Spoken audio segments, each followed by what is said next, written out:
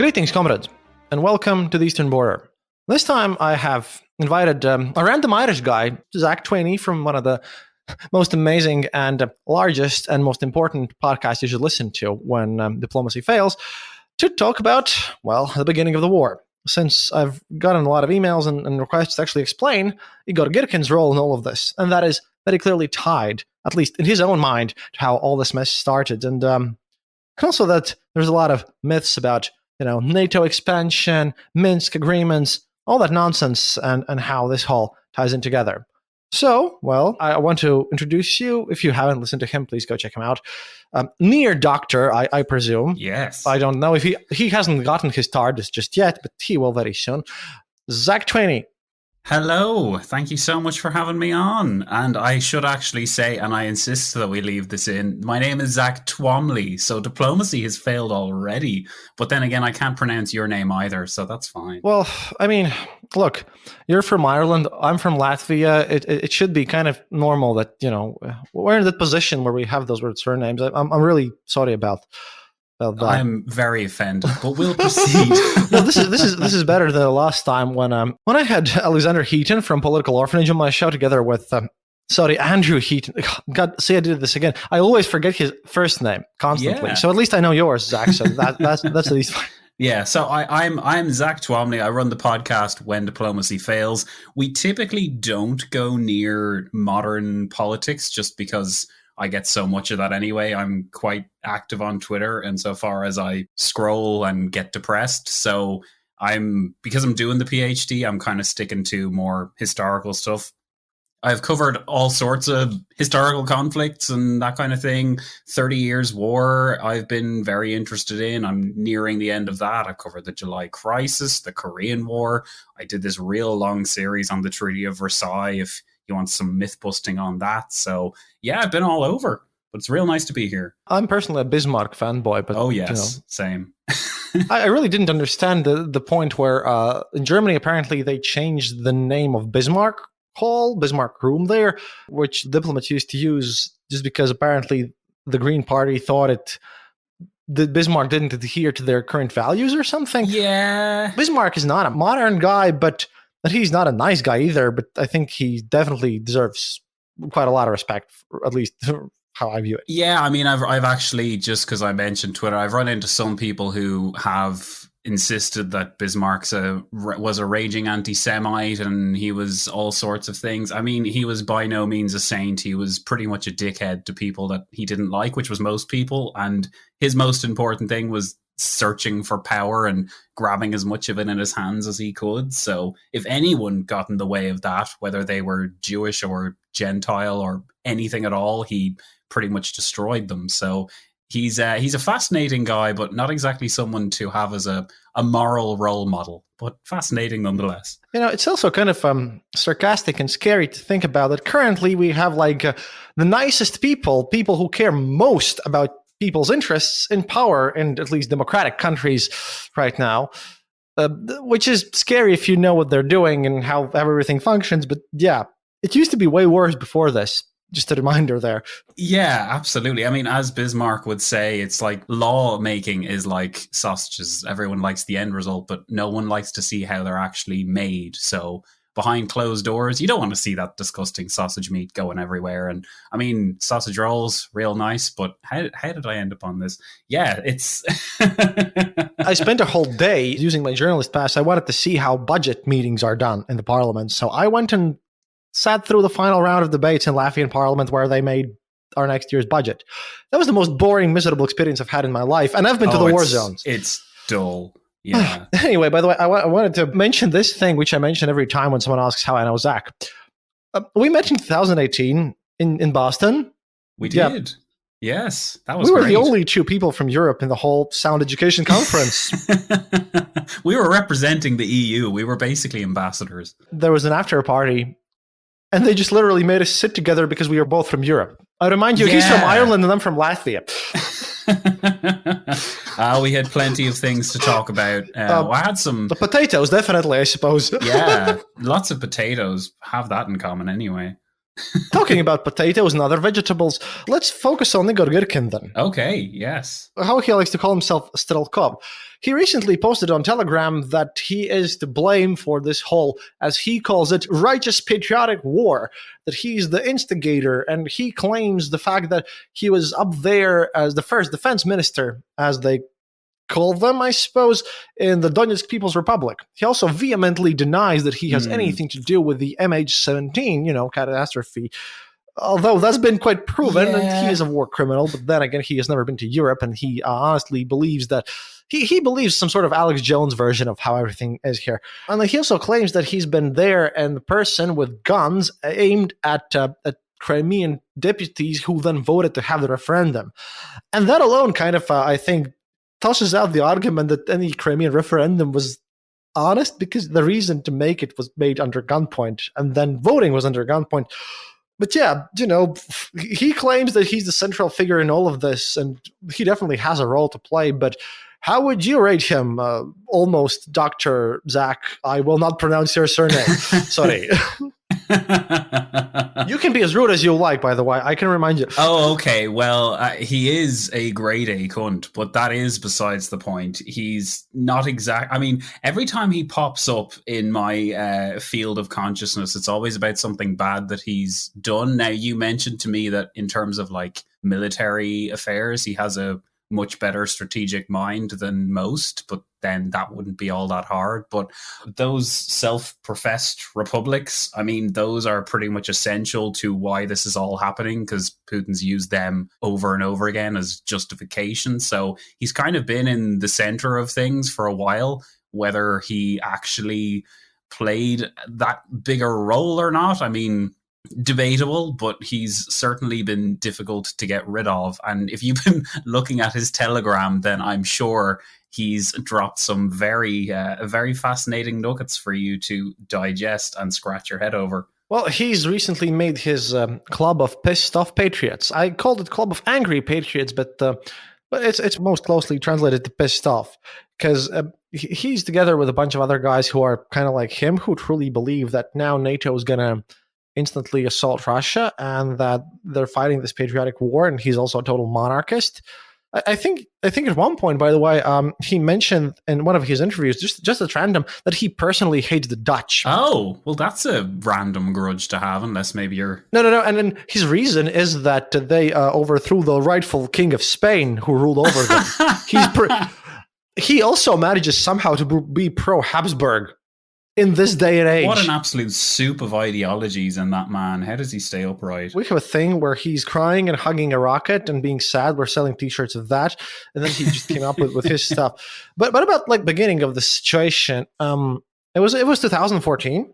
And well, once again, Mr. Yanukovych, their elected president, because Ukraine is one of those bizarre situations where they're not a parliamentary republic and they're not also a presidential republic. Yanukovych basically decided to abandon any European integration and switch over to Russia, and then people went out to protest.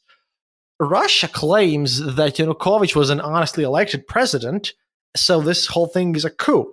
Meanwhile, the people of Ukraine claim that, well, the parliament was elected and they remained in power, and this was some sort of a peaceful thingy. That's a bizarre situation, but of course, Russia losing interest in everything was the kind of the major catalyst for example, the Crimean annexation. But there's a major question about, how I see it, and this is what I want to ask you here as an expert. On one hand, I've heard arguments that Putin needed to grab this Crimea to show some sort of a win because Russia was in a bit of an economical stump at that point. And the other argument is that due to the fact that about 30% of Russian families have Ukrainian ties, if Ukraine would have joined like the EU and had actual growth of economy and more freedoms, then that would negatively impact Putin's own standing. People would talk and stuff.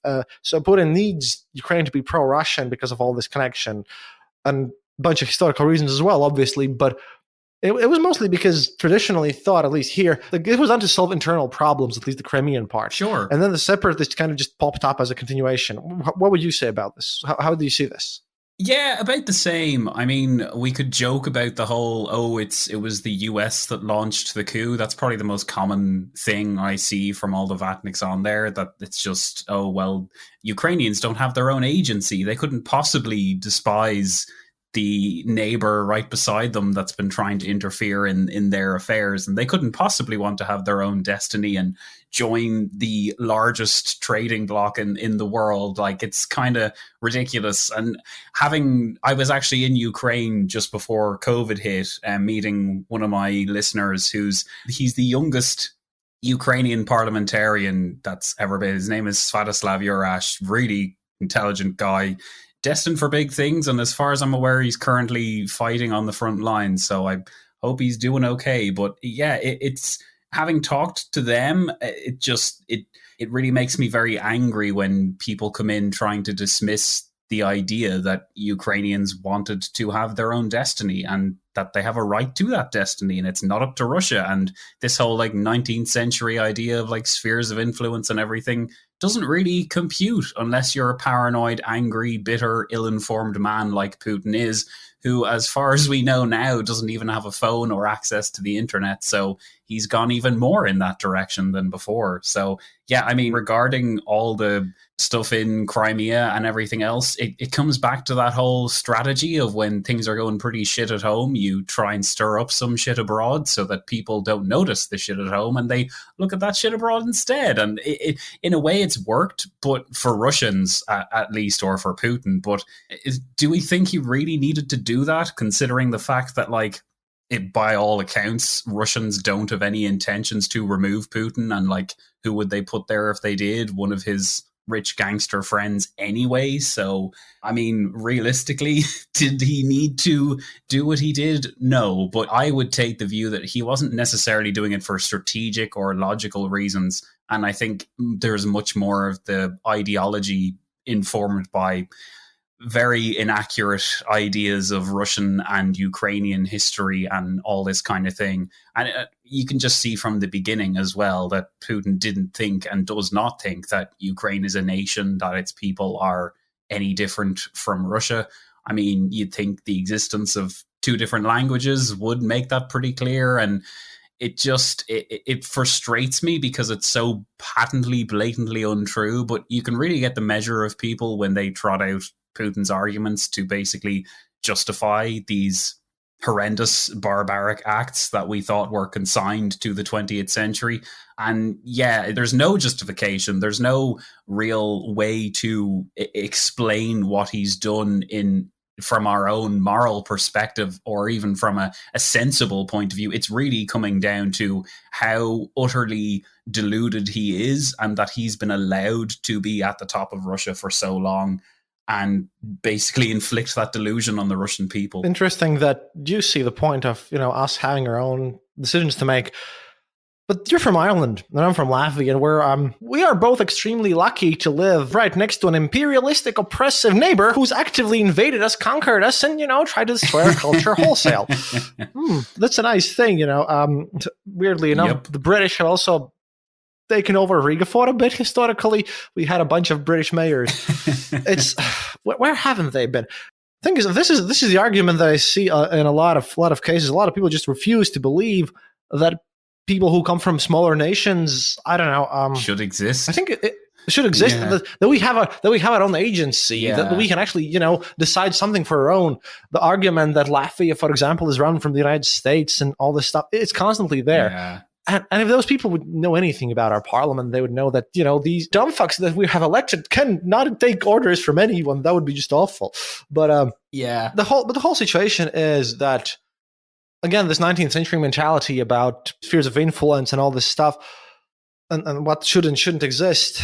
I mean, how many revolutions more do we need to go through to make sure that everyone understands that no, people have a right to choose something? And yeah, it's a good question, but I think, unfortunately, like when this all started last year, I had a hope that Russians would take matters into their own hands and do a 1917 on the whole thing again, but it just doesn't seem to be going that way at all. And in a way, that's history repeating itself. I don't want to make comparisons to the Nazis because the Nazis were the Nazis, but it is very reminiscent of that era where not just like the Germans, there was that strong amount of people who genuinely believed in Hitler and everything else.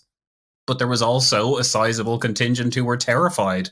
and had seen people being shot and taken away and everything else. And I think that's really playing out in Russia now. See, Putin's been working on this apathy mode. He's been actively encouraging people to not go to elections, to be as apathetic as humanly possible. Yeah. So most of these support things, well, 80% rating is way overblown, because what do you do when someone calls you in Russia and asks, do you like Putin on the phone? Right? Of course, yeah. Those exercises are unfortunately quite futile, but that thing about apathy is so true. And we often expect with Russian propaganda to make us angry or to make us confused or make us question things. But unfortunately, it's been more effective in making people just be kind of like, I guess everyone's all the same then. I guess this is always happening. I mean, look at NATO bombed Yugoslavia. Therefore, Ukraine being invaded is just fine.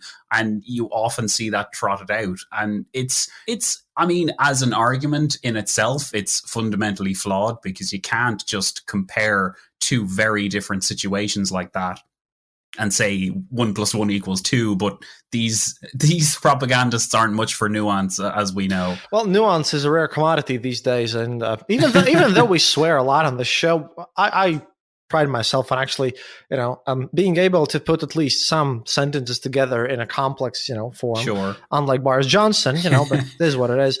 But another thing that everyone looks super openly about is people, especially on the pro-Russian side, they focus on the fact that if someone uses pagan symbols, then there must be a Nazi and everything. Mm-hmm. And everyone's so focused on this whole past thing that it kind of, as a historian even, if I can call myself that, I don't have a PhD yet. I think you can. There's a tendency among Nazis and far-right people to use these symbols, but not everyone who uses them is a far-right person. If you're a fascist, then you do fascist things, and you can put any symbol on top of it. It doesn't need to be that. Sure. I just don't think that automatically, if someone uses pagan symbolism there, that makes them instantly Nazi. Because we're going to have our own folk and sing dance fest, which we have every 4 years, starting with 1878. It was one of those romanticism, nationalism revival things. And if you look at our traditional symbols, oh boy, if you squint really hard and focus, you can see a lot of swastikas there. But yeah. it's just. No, I know, but that's what they thrive on. They will take that, they will grab all these little images together and place them out of context and say, oh, look, it's been hiding in plain sight the whole time. And people who are less aware of the nuance, less aware that swastikas existed before the Nazis, or less really able to judge these fascists by their deeds rather than their symbols, that's what Russians are playing on. They're not playing on us, who know better. They're playing on people who, well, probably watch Fox anyway. So they, in that sense, they wouldn't be looking for all that much extra information. It's an unfortunate kind of trap most people fall into. And even lately, with Musk's wonderful regeneration renaissance of Twitter, you might say, having worked his magic, a lot of these so-called news organizations, whether it's RT or whether it's the Chinese so-called news services, have been able to remove those tags that say they're state-funded or state-affiliated, and now they get to just spew out all this garbage and look legitimate while doing it. Well, on that hand, by the way, I had a nice bet, by the way, because I'm a sneaky bastard. I sometimes do sports betting. By the way, I've bet on Borussia Dortmund winning their game tonight. But see, the thing is, recently, a year ago, about when this war started, I was on one of my friends, Daryl Cooper's show, Martyrmate. Sure. He, surprisingly to me at least, has taken a very pro-Russian stance, and this he truly believes the NATO encroachment thing, which I'll get to, by the way. This is my very awkward segue to that. But basically, he truly believed that thing, and he was angry on one of the things that I made about how I think I posted on Twitter that, those people who wish death upon Putin and his cronies, they're not bastards enough. I mean, I've read the book How to Insult People, which is a journalist's handbook by Alexander Nevzorov in Russia. and I think, they deserve court just to see democracy in action. They need full process. They do not deserve to be killed by a random man or a bomb. No. They deserve to go through all the Kafkaesque process that we have in the EU. Let them do the bureaucracy thing. That would be nasty. And he commented on this, and so it happened that his fans arrived on my Twitter channel. Oh, boy. And it ended up with me offering, an honest bet, because I don't want to ruin my relationship with Daryl. So we made a bet. I offered him to put some money on it. And one of his fans said that 7-1, like Russia's going to win this war easily. And Daryl agreed to 7-1. Oh my! I bet $200 that Ukraine wins. If I win, when I win, for those $1,400, I'm making a massive party in Odessa for everyone who wants to come. Barbecue and beer is on me and everything.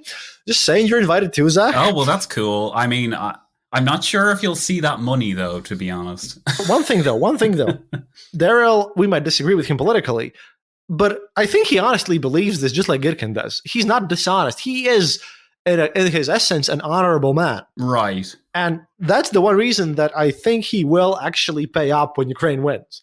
But I just wanted to document this because this was on Twitter, but this needs to be put out there. Funny little story, because everything we're going to talk about is going to turn way more depressive super quickly, as it usually does. It's in the historical record now, so... Hello there, and thanks for listening to another episode of The Eastern Border. Dear Patreons, thank you more than ever for supporting our show. Your donations are crucial to keep us going, and right now all of your money is going to securing good information for you and to fund Kristof's actual real-life mission to Ukraine to report to you live about the war that is going on there. Also, we would like to use this opportunity to urge you to donate to other organizations that are helping people escape Ukraine safely and to defend the country for those who decide to stay on the ground. One such organization we would like to highlight is the Defending Ukraine Together Come Back Alive movement. Launched in 2014, the Come Back Alive became the biggest organization providing support to the armed forces of Ukraine. You can donate directly from their webpage, comebackalive.in.ua. Remember that no donation is too small. In this situation, every dollar matters, every cent matters. If you're uncomfortable with giving money to war, they do have a position on their website that they are providing Ukrainian army with laptops, lights, photo equipment, cables, and is not purely military. Perhaps that might change your mind, but remember you can also donate to strictly humanitarian organizations such as the Red Cross and others that are helping people escape Ukraine safely. Please also keep following us on social media for all of your latest updates on Eastern Border on places like Twitter and Facebook. Keep listening, keep yourself informed. That's all from me now. See you online.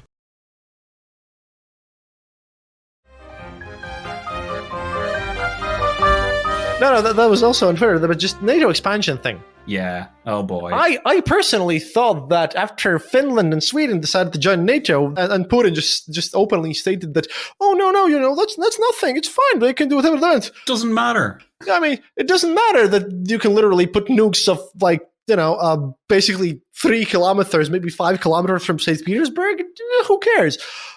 I think the very fact that they joined in somehow just, for me, it completely bashed the whole stupid argument about, oh, NATO expansion bad. Yeah. Apparently didn't. Apparently Ukraine is special in some way. For one, my argument here is, and again, I want you to go elaborate and deep on this because you're the expert here, comrade Zack. So you can at least act like one for a bit. Yeah. But see, my argument is like this: if NATO would actually want to attack Russia, right? Yeah. This would be the perfect moment to do it. Mm-hmm. Like they're busy, and I don't even think the nuclear arsenal. I have many reasons to think that it just won't fire anyways because of how the Soviet mentality and all this stuff. But that's listen to Eastern Border for more news of that. But I just think that if NATO actually wanted to destroy Russia and attack, when else and grab Japan in as well, it isn't happening.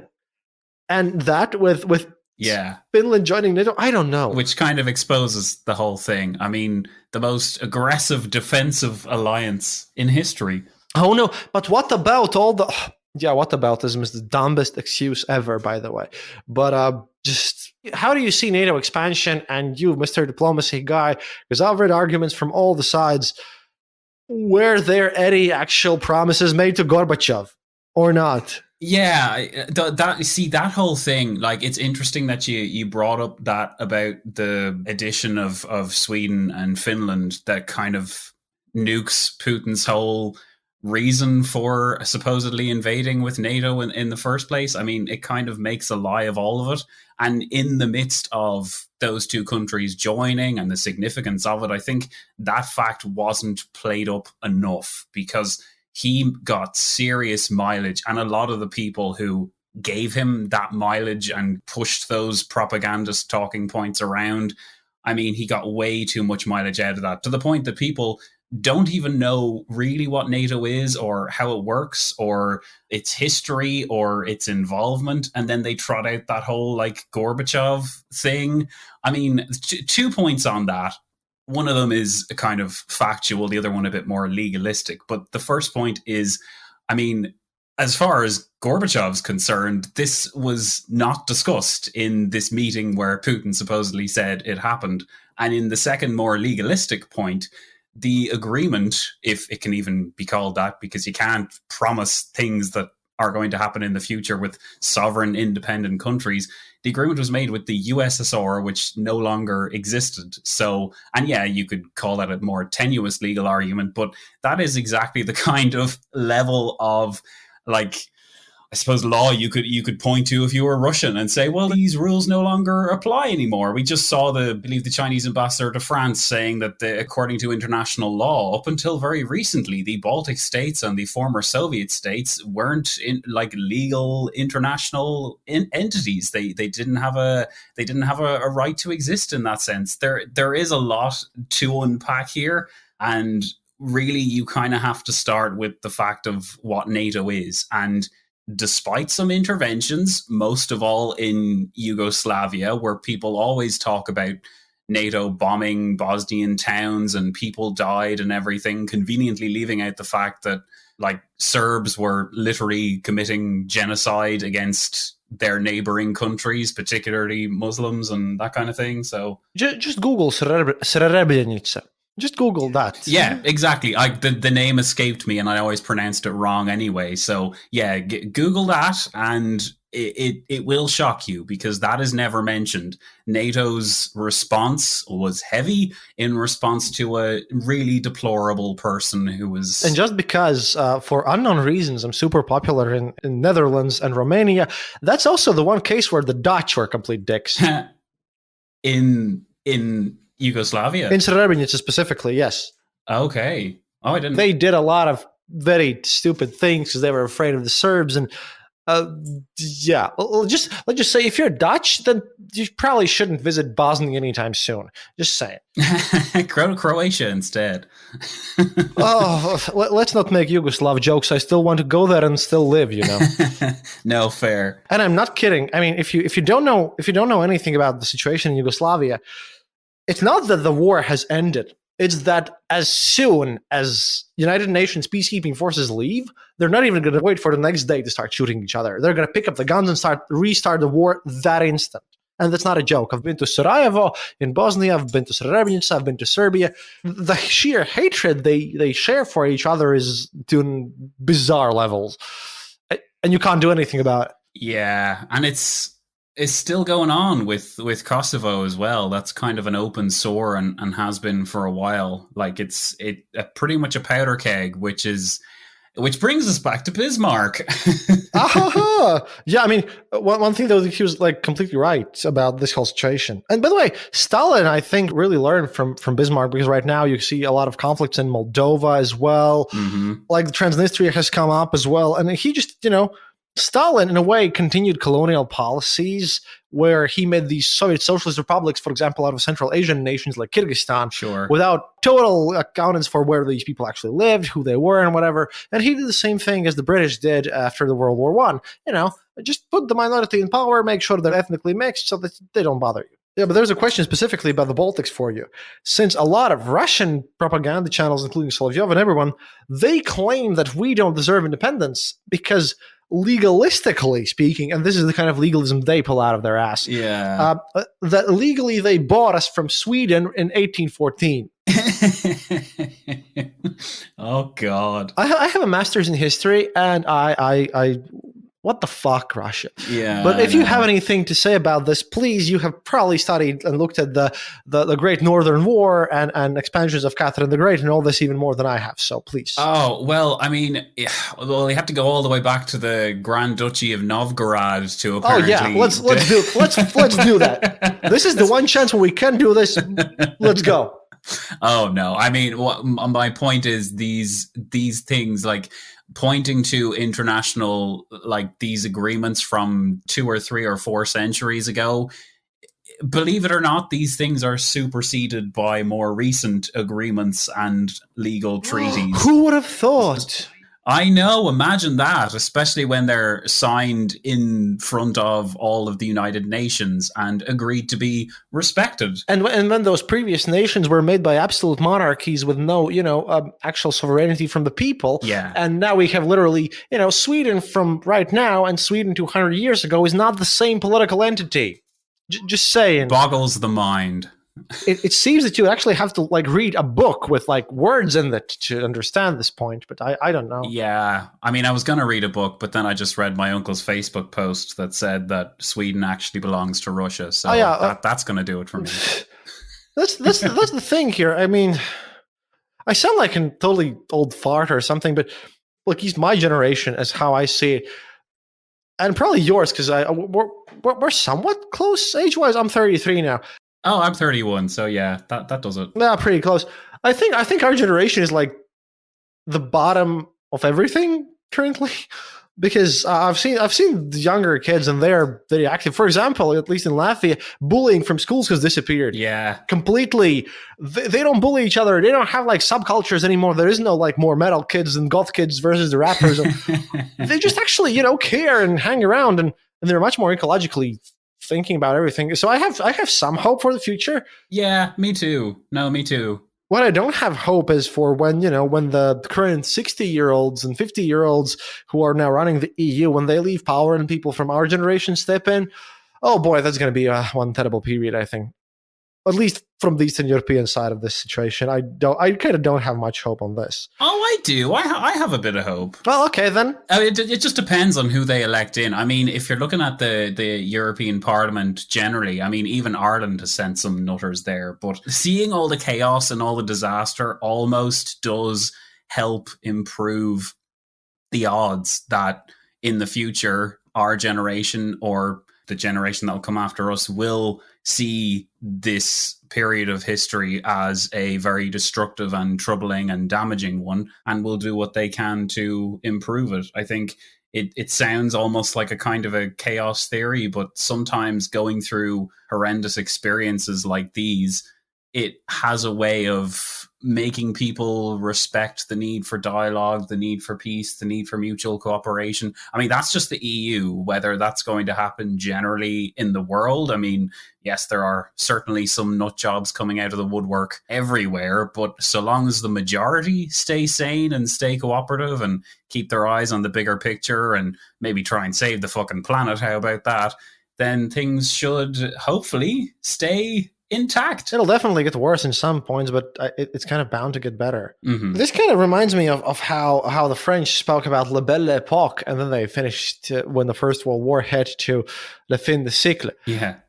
And that whole thing. And I think, the Cold War ended in 1981, and now we have another period that has ended. We have had our own 30 years, I suppose, of relative peace. Mm-hmm. And now we're just, it sort of feels to me, at least here in Eastern Europe, that we're living in some sort of an intermediate period of things, and there's going to be something new. Yeah, that's fair. And I just don't know how would you call a period from Christmas, 24th of December 1991, up until 24th of February 2022. How would you call that period that we have? Oh boy! Please. I mean, yeah, I actually get even more granular than that. I tend to separate them into more kind of more specific time periods. I love my time periods and trying to see patterns where probably none exist. I think that's the PhD disease.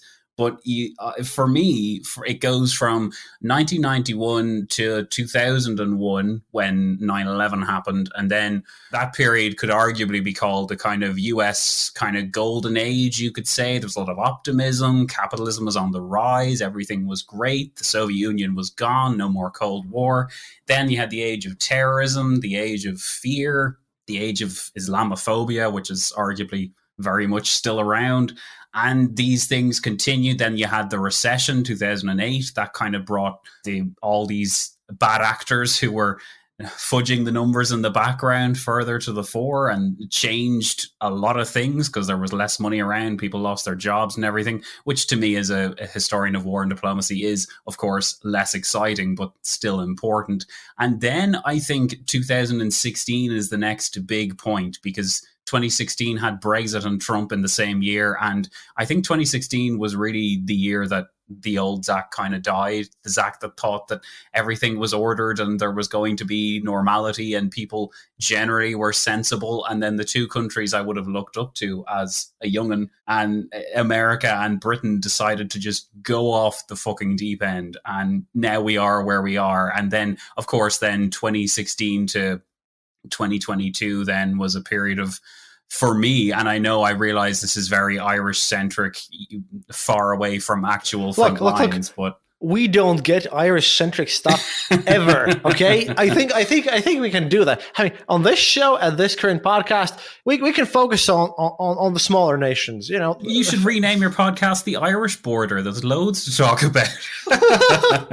I mean, see, technically, Northern Ireland is kind of the eastern border of EU as well at this point, if you think about it. Yeah, it is very much so. Yeah, and that's a whole issue in and of itself. But no, looking at these bad actors, dishonest arguments, things that just blatantly weren't true, people not planning ahead, not expecting for disaster in the future. That to me is proved that in 2016, these people, whether it's the general public or dishonest politicians, they can win sometimes. And for young Zack, this was very traumatic. But then, of course, the real shocker for me was 2022. And now I was aware, of course, of things that were happening in Ukraine, but because the war that started in 2014, because that had kind of degenerated into a relative stalemate with still 13,000 casualties in the Ukrainian side, but a relative stalemate in comparison to now. So it was easier to push it to the kind of sidelines of my mind, which I suspect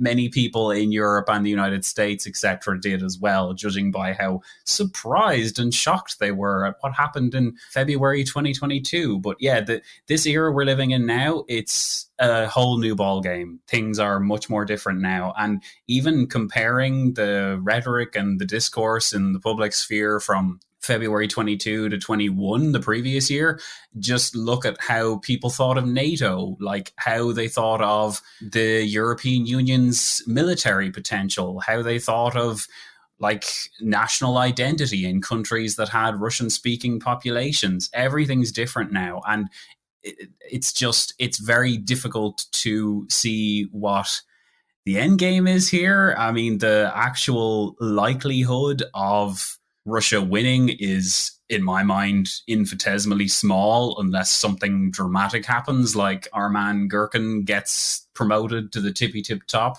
But even then, I just think the Russians are, like, they haven't even captured Bakhmut, and they've been hammering that nail for 8 months now. And I mean, we can talk about this as well, but I read recently that Ukrainians have done a huge blood drive, and the lifetime, the kind of storage of blood is 21 days or so. So if we think that blood is due for that counter-offensive, then within the next few weeks, the situation could change dramatically again. But yeah, it was very shocking. You know, it also signifies the fact that something's going to happen really, really soon.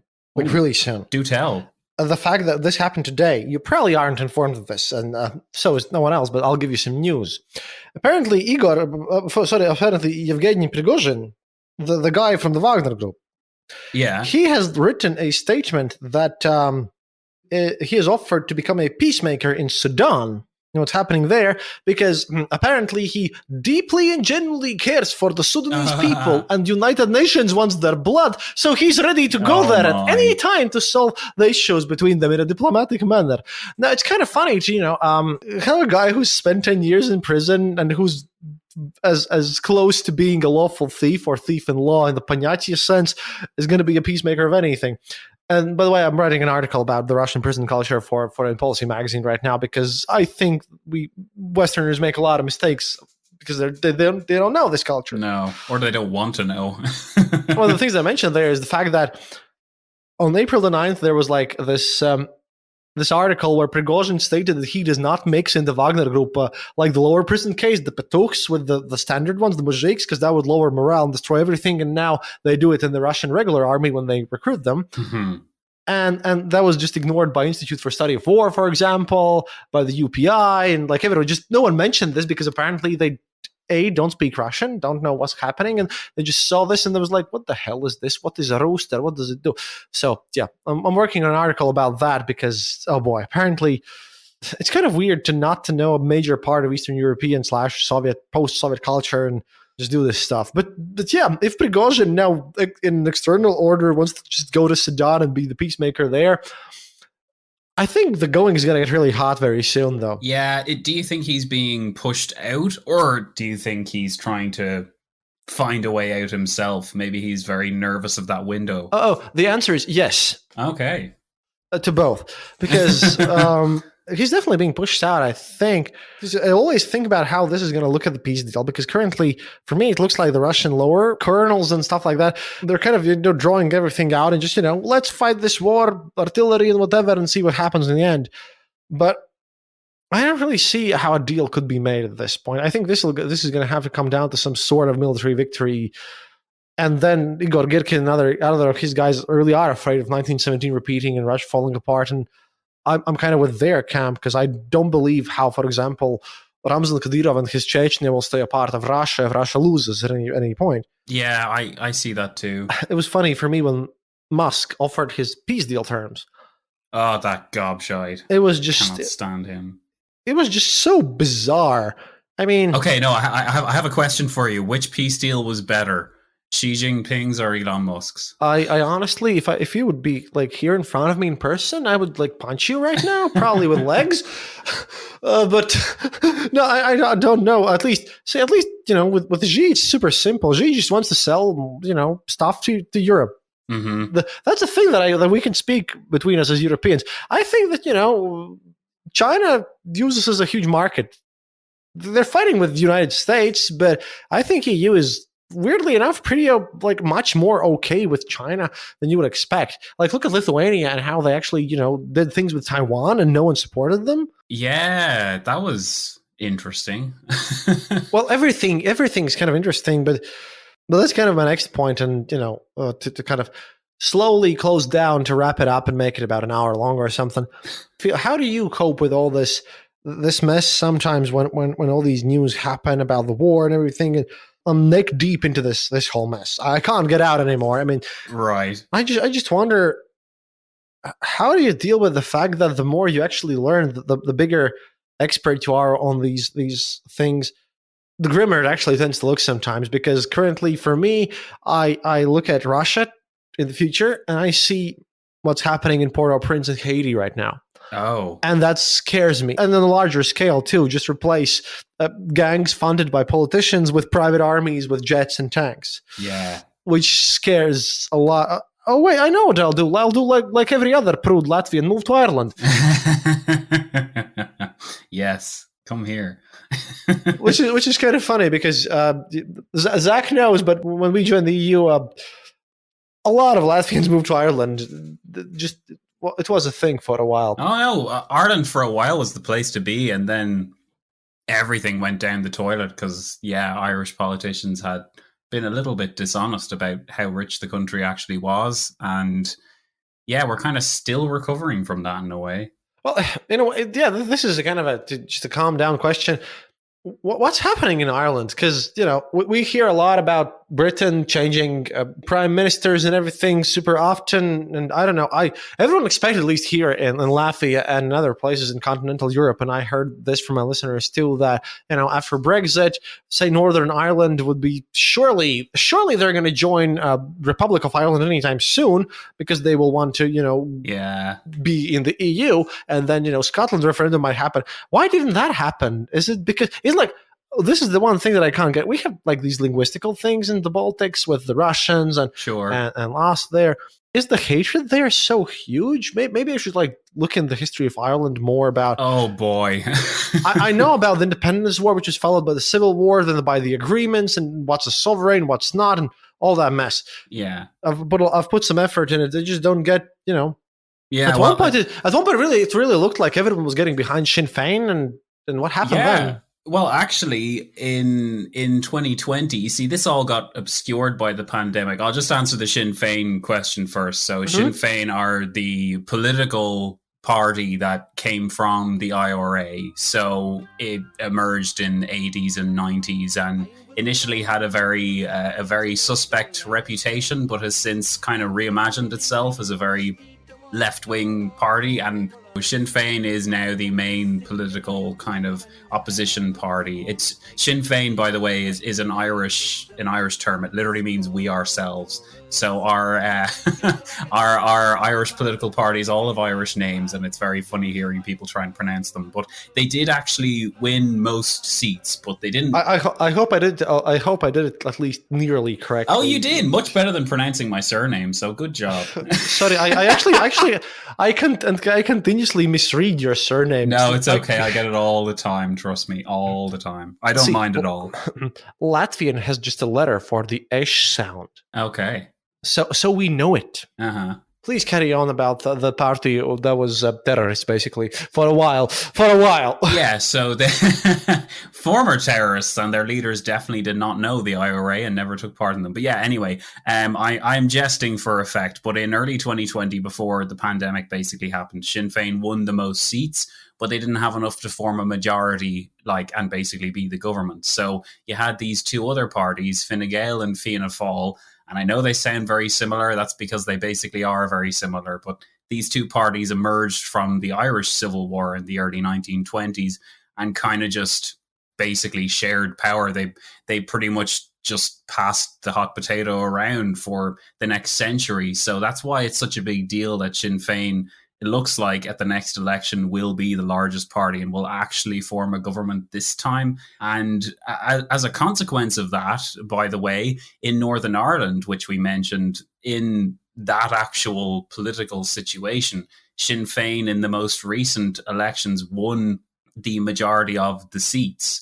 And as a consequence of that, for the first time ever in Northern Ireland's history, you have a Sinn Féin candidate who is going to be the first minister of Northern Ireland, and the unionist is going to be his or her deputy, depending on who Sinn Féin choose. So it will likely be Michelle O'Neill who's running things there, and then down south you could have a situation where Sinn Féin is in power and leading at both parts of the island. And now Sinn Féin wants unification, but judging by the situation in Northern Ireland now, it's going to be pretty tricky because we haven't had power sharing in Northern Ireland for nearly a year, or even more than a year, because the Unionists insist, despite pushing for Brexit and despite saying they knew what they wanted with Brexit, Unionists insist that the latest compromise deal, the so-called Windsor Framework, which basically keeps Northern Ireland in the EU customs union and single market,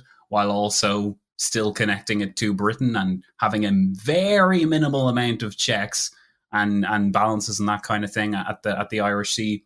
Unionists insist that they're not satisfied with this arrangement because it takes them out of the European Union, or it takes them out of the United Kingdom, rather, I should say. And obviously, being unionists, they don't want that. But the problem with that is the reason why Northern Ireland is constantly talked about when people talk about Brexit is because if you're going to not do that, then you're going to have to find some way to distinguish. If Northern Ireland wants to stay in the United Kingdom and then Ireland itself is in the EU, how are you going to police a border? Especially when, during the Troubles, the conflict that basically raged during the 60s, 70s, 80s. Side note, the Troubles is such a British way how to put the whole thing. I mean, if you say, "Oh, we had the Troubles," it says nothing about the whole. Bother. Yeah, it was.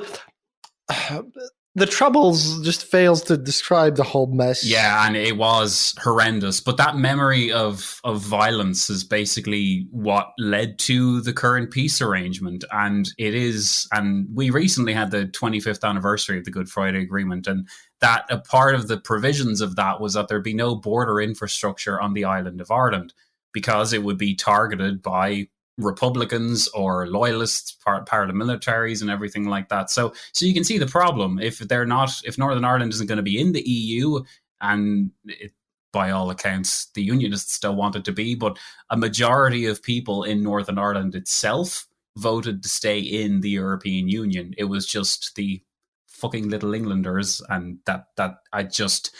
Oh, it's just seeing the damage they've done to the island I love and to all the relationships. And it's just kneecapped themselves, shot themselves in both feet, both arms, and the face at the very end of it.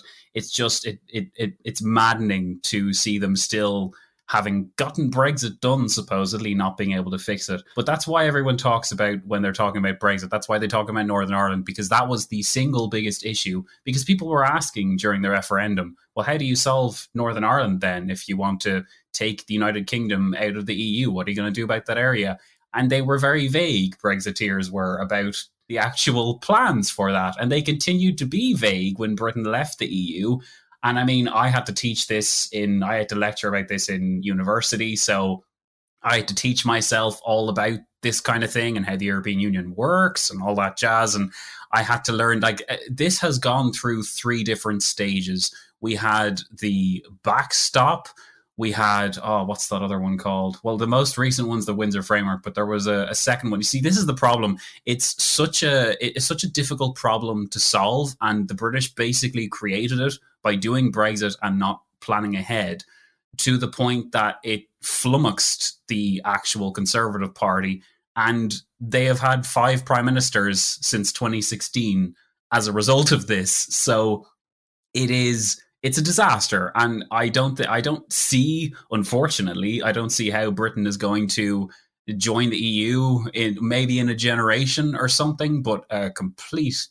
I haven't seen the British do something this stupid since the Suez Crisis, and that was in 1956. So, and at least then it wasn't a referendum; it was Anthony Eden having a mad one. So, in this case, in 2016, it just. I will from now on use the Anthony Eden did a mad one as the official description of what happened there. Yes, great. That's literally what happened. Yes. But yeah, it just, and I realize I'm deteriorating into barely coherent ranting, but it just makes me so angry because it was so irresponsible. That is normal on this show. I mean, at this point, I think if we don't devolve into incoherent rambling, people are going to call me and ask if I have been held prisoner by Russians. Not today, guys. Not today. I've been in a Russian prison for 10 days at one point, but that was for different reasons. God. That was after we met, by the way. It was like in 2020 when I was in my Ludza, little border town next to Russia, and I just was going across the border all the time as as correspondents do, cooperating between small towns across the border. And at one point, I had started my show, and I just got detained because apparently my visa wasn't legal and whatnot. It was just a bit of unfun, kind of as you say the troubles. I will say the little unpleasantness, the minor inconvenience. Yes, it is what it is. This is kind of why I think a lot of people complain about all this mess. And if you look at, for example, the demographics, and this is a bit of EU politics, Baltics have disastrous demographical growth. Mm-hmm. The problem is that we've hit the point where our birth rate is declining like in all advanced economies, but we also never had the boom after World War II because we've had so many wars, and we have been sent to gulags and shot and murdered all the time that we just skipped the boom part. We went straight down to declining birth rates. Always fun. Well, Russia's the same problem, even worse. Yes, exactly. And I'm thinking about what's going to happen with Ukraine as well, since I don't know. If you're Western European, I would actually kind of worry about Ukrainian women and Russian women. I mean, mail order brides used to be a joke. That won't be a joke anymore. Yeah. We're going to see a population like currently, by the way, in Latvia, we still have the disbalance from World War II and everything. We have 54% women. Huh. Wow. We have more women than men. Yeah. Yeah. So you have the pick of the bunch. 65% of businesses are owned by women in Latvia. Ah, well, I can imagine they're far more successful than in that Well, case. I mean, they survived. They survived, and that's about it. And like, if you look at demographics, then yeah, Ukraine and Russia is going to have.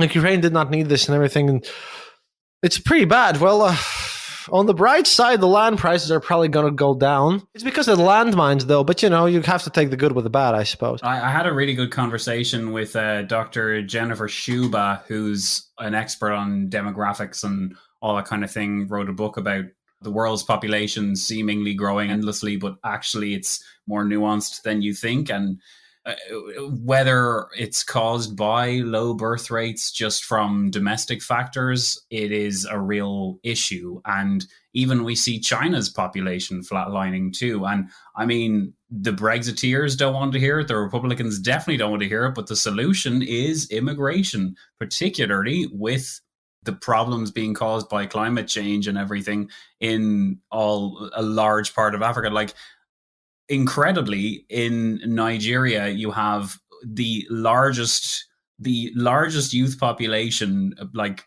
I can't remember the exact numbers, but it's something like by 2050. Now, I can't just throw out empty statistics because I looked at your reviews before I came on, and a lot of people are like, "He just makes shit up," and I'm like, "Yeah, that's a bot."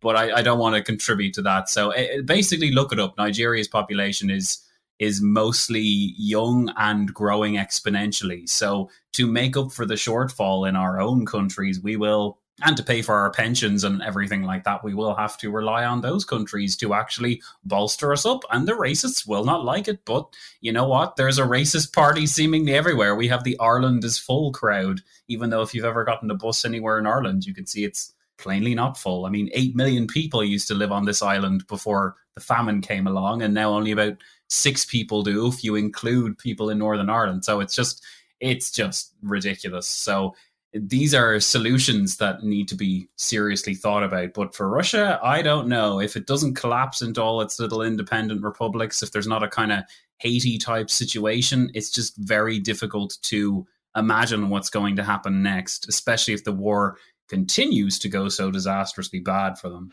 Well, about my reviews, by the way, I haven't checked them in a while because since I think I'm still sitting pretty high at like 4.7 or something. The bots are trying though. Oh no, they're still high. Yeah. At one point, I understood the bots are trying really hard. They're definitely trying. They have to earn their money somehow, and I just stopped caring at one point. It doesn't matter all that much. I don't know. That's just understand after so many years of podcasting. I mean, look, Zach, we met in 2018, and we both were podcasters back then. For how long have we been doing this? Man, we're old now. Yeah, I did 2012. May 2012 is when I started. Oh, 2014 for me. Wow. Aha! It just makes me think about how, we're the wise old people right now, and someone thinks that they're getting some actual advice from this show by listen to someone smarter. Although at this point, hey, it's not that many people that you actually can go to because we've been working and stuff. I don't know, this kind of Ukraine situation, at least to wrap this up, then you'll have to do a nice plug for your show and a goodbye note and everything. I think that this war really matters, not only to Ukrainians, but also to us, like in every European country, which is like not France or Germany or UK and everything. Because when you come from a smaller country, I think you kind of feel it on an emotional level. You have a different empathy for the Ukrainian struggle. Yeah. Because what's happening is their larger neighbor is trying to destroy their sovereignty. Now, raise your hand if you come from a country where this has happened to you before, and now that causes probably some major issue in your country still until to this day. Hello there. My hand's up. Hi, I'm Irish and I'm speaking English.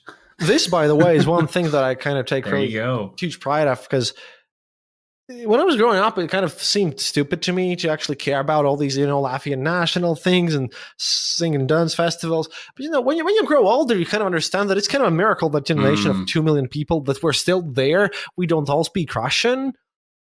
we exist, and it's crazy. Yeah, and despite their efforts, what I would like to push down as the final message of all this situation here from all of our conversation that's been way too long with a lot of swear words and a bunch of side notes, but whatever, is that, you know what, if you think that people in smaller countries don't have any agency, well, come over here and let me beat you up. I mean, please, you're welcome. Because that's the one thing that I hate the most. Like, look at Zack. He's literally controlled by the CIA, obviously, right?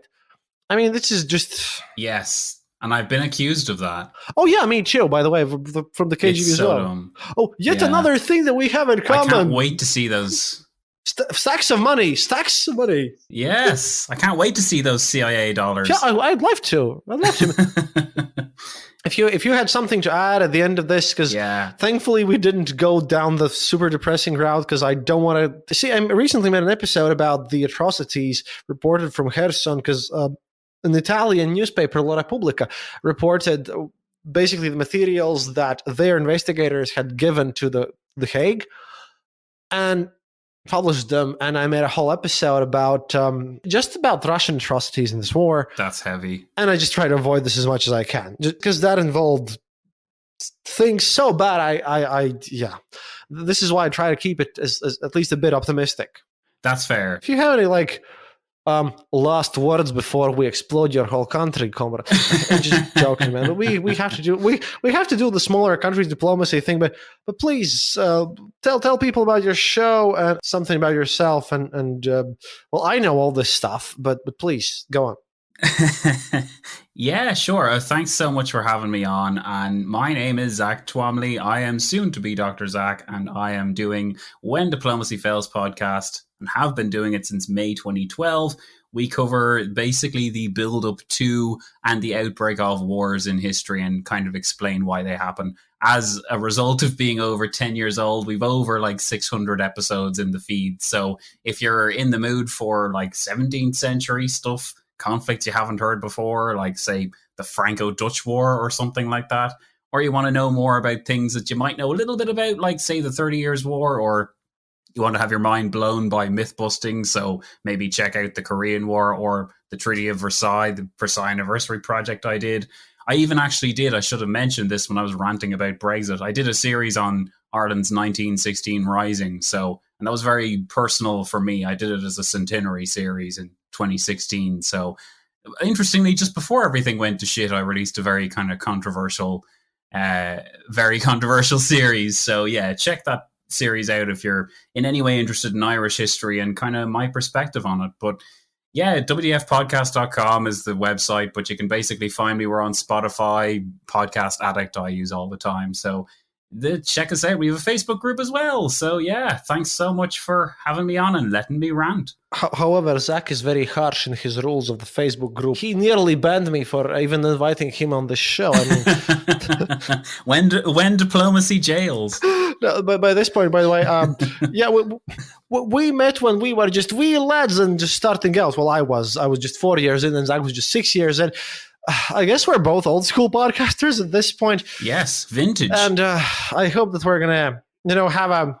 You're one of those people that I'm definitely putting on an invitation list for my Odessa party with the money I'll win, and we have to do one when the war ends. Yes. Okay. Thank you, Zack, and everyone else.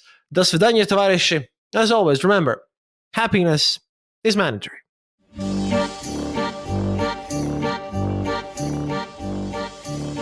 Thank you for listening to the Eastern Border Show. If you have any questions or comments, go to our website, theeasternborder.lv, and leave a comment there. Or email us at theeasternborder@gmail.com. We'll be sure to answer. You can also follow us on social media and contact us there. If you enjoyed this episode, then leave us a review on Apple Podcasts and tell your friends about us. It really helps us grow the show. And remember, happiness is mandatory.